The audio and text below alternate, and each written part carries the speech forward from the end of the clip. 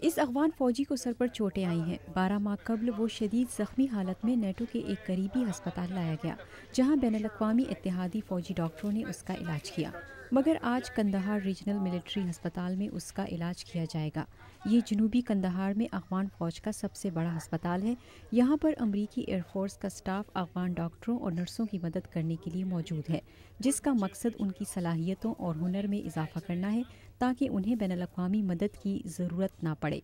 Captain Michael Hampton صدمے کا شکار افراد کے معالج ہیں۔ ہم بہتر طریقے سے مل کر کام کر رہے ہیں، اور میرے خیال میں ایک ایسا میڈیکل سسٹم ہونا چاہیے جو مستقبل میں اپنی مدد آپ کے تحت کام کر سکے، جہاں ہمارا عمل دخل نہ ہو۔ ڈاکٹر عبدالکبیر گزشتہ 3 برسوں سے اس پروگرام سے وابستہ ہیں۔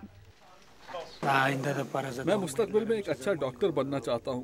میں یہاں امن چاہتا ہوں تاکہ لوگ ایک دوسرے کو مارنا بند کر دیں، اور میں ایک آرتھوپیڈک سرجن کی حیثیت سے اپنی صلاحیتوں میں اضافہ کرنا چاہتا ہوں۔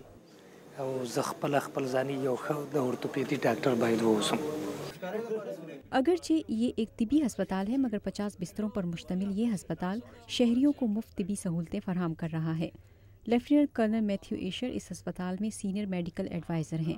انہیں امید ہے کہ اس طرح کی ٹریننگ سے اس جنگ زدہ ملک کو بہت زیادہ فائدہ ہوگا۔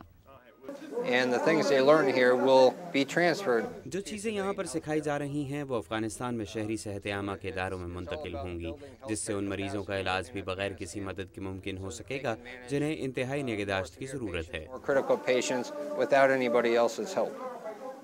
اور یہی وہ مقصد ہے جس کے حصول میں کامیابی سے امریکی اور اتحادی فورسز آخر کار یہ ملک چھوڑنے کے قابل ہو جائیں گی۔ پروڈیوسر سیم بیٹی کے ساتھ نیلوفر مغل، اردو VOA۔